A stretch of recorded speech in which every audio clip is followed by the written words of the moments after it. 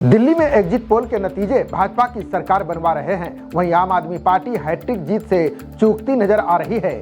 इस बार 60.40% वोटिंग हुई। ये 2020 से 2.15% कम रही। अब देखने वाली बात यह है कि कम वोटिंग से किसको नुकसान होता है और किसको फायदा मिलेगा। वहीं ये भी दिलचस्प है कि आखिरकार भाजपा की किस रणनीति के सामने आपके दिग्गज धूल चाटते नजर आएंगे। दिल्ली चुनाव के मतदान का समय खत्म होते ही आए एग्जिट पोल ने सबको चौंका दिया है। एग्जिट पोल्स के नतीजों में बीजेपी को स्पष्ट बहुमत मिलने की भविष्यवाणी की गई है। ये आम आदमी पार्टी और अरविंद केजरीवाल के लिए बड़ा झटका साबित हो सकता है। केजरीवाल लगातार तीसरी बार सत्ता में आने की उम्मीद कर रहे थे।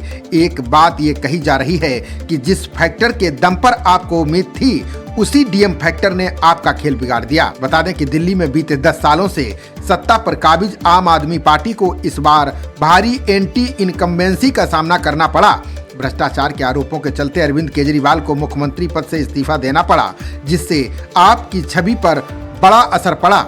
रिपोर्ट के अनुसार कांग्रेस का मुस्लिम और दलित वोट बैंक में सेंध लगाना आपके लिए मुसीबत बन गया है। देखा जाए तो एग्जिट पोल्स के आंकड़ों में कांग्रेस को महज 1 से 2 सीटें मिल सकती हैं, लेकिन उसने जो वोट काटे वो सबसे अहम रहा। इससे सीधे बीजेपी को फायदा मिला। दिल्ली में दलित और मुस्लिम समुदाय अब तक आपके मजबूत वोट बैंक माने जाते थे।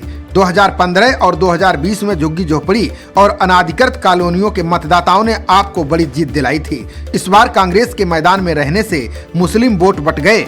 वहीं बीजेपी ने गरीबों और झुग्गी वासियों के बीच अपनी पैठ मजबूत की। इसका साफ साफ असर नतीजों में दिखाई दे सकता है। इसके अलावा शीश महल, शराब घोटाला और अन्य स्कैम ने केजरीवाल की इमेज को खराब कर दिया। वहीं घोटाले के आरोप में उनका जेल जाना उनकी लोकप्रियता में कमी का कारण बना। वोटिंग प्रतिशत से पड़े असर के बारे में बात करें तो कई चीजें स्पष्ट हो जाएंगी। बता दें कि साल 2013 में 65.63% वोटिंग हुई। ये पिछले चुनाव से 8% ज्यादा थी। नतीजा ये हुआ कि कांग्रेस की हार हुई और आपका उदय हुआ। इसके बाद 2015 में 67.13% वोटिंग हुई, जो पिछले चुनाव से करीब 1.5% ज्यादा थी। नतीजा ये हुआ कि आम आदमी पार्टी को बम्पर जीत मिली। वहीं 2020 में 62.55% वोटिंग हुई। ये पिछले चुनाव से 4.56% कम रहा। नतीजा ये हुआ कि आम आदमी पार्टी को जीत जरूर मिली, लेकिन 5 सीटों की गिरावट आई। इसी तरह 2025 में 60.40% मतदान हुआ। ये पिछले चुनाव से करीब 2.15% कम रहा।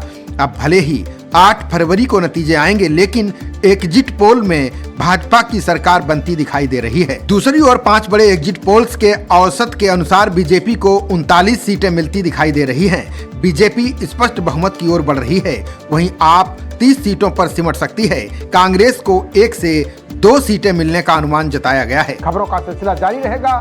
देखते रहिए जनप्रवाद। नमस्कार।